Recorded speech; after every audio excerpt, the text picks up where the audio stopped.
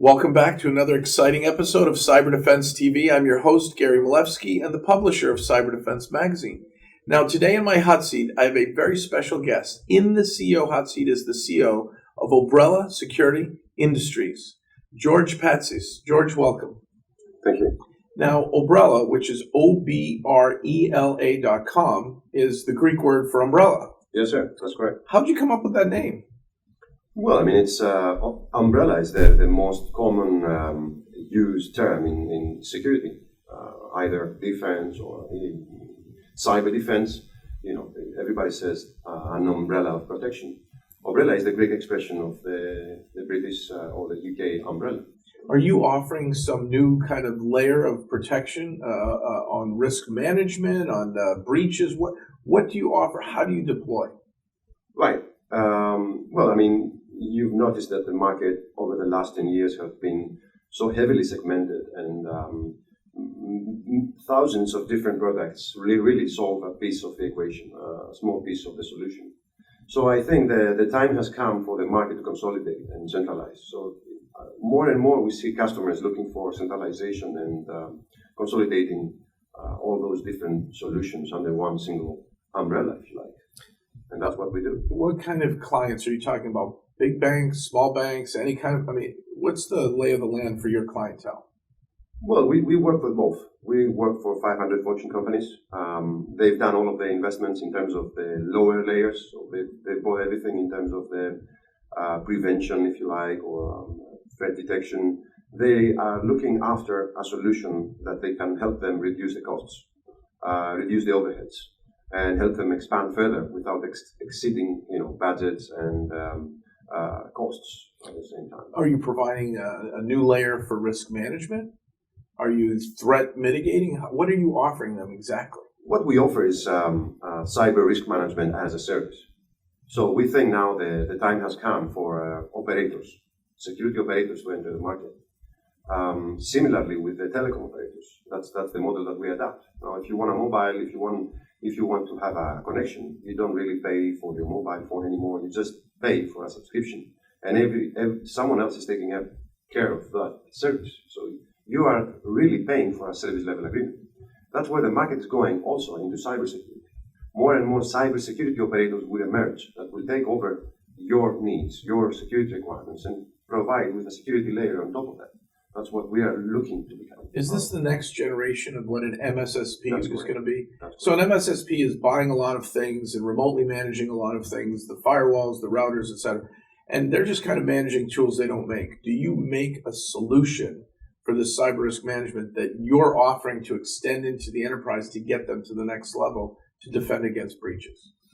Well, yes. I mean, if you think it, I will try to use the MSSP term. It's like buying a car versus leasing a car. So you can buy a firewall or you can lease a firewall. An MSSP essentially leases you a firewall, adding some value-added services on top. We're discussing about Uber here, all right? We're discussing something like everybody can use and pay as a subscription and on demand. That's really not addressing the problem for 500 Fortune companies as we speak, but will provide an affordable solution for the middle market, the SMEs, which they have no clue of what to do. They are confused with the complexity and the diversity of products and solutions and requirements and different regulations and GDPR and PCI. And so they are lost into this universe of unknown words, really. So do you have an endpoint agent? Do I send you my logs? How do I plug into your SaaS solution for cyber risk management? It depends on the service. Yes, we try to be as transparent as possible, as you may understand.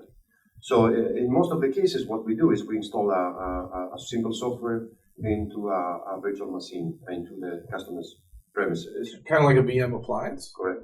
Are you spam porting traffic? Are you eavesdropping on traffic to help them? We don't want to be intrusive, so we don't want to have access to networks, or we don't want to have access to data, because that is something quite intrusive for the customers. If they are willing to outsource something, they have to feel safe about their things, their stuff. So what we're trying to do, we're trying to analyze data, which is not really giving us access to what the business is doing, information. We're using metadata, like login and logs, or security-related data that are similar kind. So that way we are able to understand what the business is doing, when the threats are coming, or we are able to assess the threats. But on the same time, we don't have access to the customer systems. And that also helps us reduce the insurance coverage that we have to pay in order to be regulated. And the compliance risks. Right. So you're kind of saying, listen, even though it's on-prem and we're helping you, it's customer confidential, customer controlled data, but we're going to keep an eye on the metadata at a level that allows us to dramatically reduce risk. Yeah. Give me an example of a typical event that you will handle for a client. Well, I mean, of course, it's also very sophisticated, very advanced. You can imagine that the most that we see, the most common ones are the human errors. Mm. You know, when an administrator goes on a firewall device, which is one of the most critical security devices securing your perimeter, and it has to do a maintenance work at night or at the end of his schedule on Friday, and then he forgets the firewall open.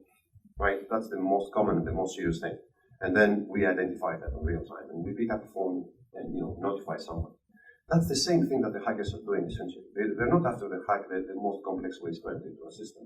They have monitoring systems waiting for an error to happen, and then they exploit that error. So they're looking for user error, and you're actually catching the user error fast enough to alert the client and stop that risk. On top of everything, yes, and that's the most common thing we do. That's great. Now, this isn't really for the SMBs yet. Or MSSPs yet, is it? Yes, it is. What we're currently trying to do is, yes, we because it's an on-demand service, we typically price that based on the volumes of data that we analyze. So an SME can really pay something very small because they don't produce so much data. And on the other end, of course, if you are Citibank or someone larger, then you can pay a larger amount of money. So it's very fair for the market. There's a lot of hype today about artificial intelligence and machine learning. And really, I mean, you're at the metadata level. You must have some super intelligence to figure out risk. That's a very big hype, as you say, because I'm in the cybersecurity industry in its very beginning. My master's degree was in 1994 in cybersecurity management, information security management. Checkpoint firewall one. So artificial intelligence, what exactly do we mean when we mean artificial intelligence? Your laptop has artificial intelligence on top of that. It's machine learning. Everything is based on machine learning. Mm-hmm. There is a processor on top of that. Mm-hmm. There is a machine language that the machine is using to comprehend things and then come back with feedback. Mm-hmm. So there is the definition of AI is a marketing hype. What we think is important, however, is to analyze what the market and what the products are comprised of. And every security product actually has two different but very special components: data analytics system, or the mathematics, the algorithmic part, mm-hmm. and then the workflow part. Okay, every different product in the market has two different elements. These only single elements. So what we thought is, why not creating a platform with very powerful analytics or algorithmic way to create algorithms, mm-hmm. and then a workflow engine which is dynamic. You can create procedures and execute workflows, or send tickets, or do whatever it needs. And then, of course, a visualization and a reporting engine. Now, if you create a platform with those four engines, typically you can address every security issue as a use case. You've heard about security incident response and orchestration. Mm-hmm. That's nothing more than a workflow, and then an analytics system which analyzes what it happens. And then, but the market is selling this separately. And then GDPR products, what are those? Those products are really a composition of workflows and analytics again, and some reporting and some visualization. And the market is selling that separately. And then what about the risk assessment or risk analysis models? This is again an analytics and a workflow engine. So what about most breaches are happening because human error, right? As you said. Users are clicking links and they're getting phished all the time. Mm-hmm. Can you help these customers of yours defend against that foolish behavior? Correct, yes, because we are able to analyze data. If you have access to the right data, then you can protect the customer from everything. Or you can at least give him a very fast indication about being a victim. So it's different than being a victim of a phishing attack and learn about that after 200 days.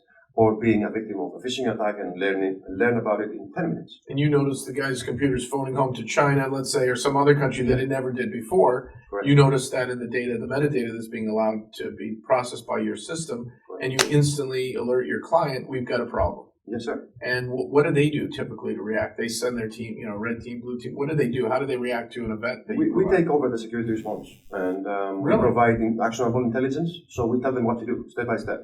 The only thing we acquire is people on the ground from the customer side. So we drive them. We are the eyes, and they are the hands, to be honest.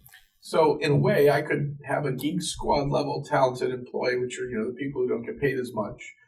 They don't have the incredible IT genius brains, but they know what to do if you point them in the right direction, That's correct. and you have the knowledge to give them that data. Is your team providing these features and the service around the globe, or just in Europe? Where are you going with this? For the time being, we are a UK-based company. We operate in the EMEA region.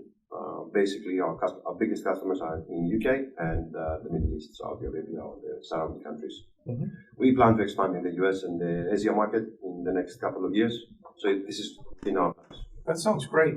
Well, what I'd like to do is, I'd say this is one of my best interviews, learning a new level above the typical MSSP and the typical tools. And I want to invite our viewers to learn more about you. And I hope you extend into my region as well, into the US, and visit Obrela.com. Thank you. And learn more about his company, and maybe you can sign up for their services as well. Tune in next time for another exciting episode of Cyber Defense TV. Thank you.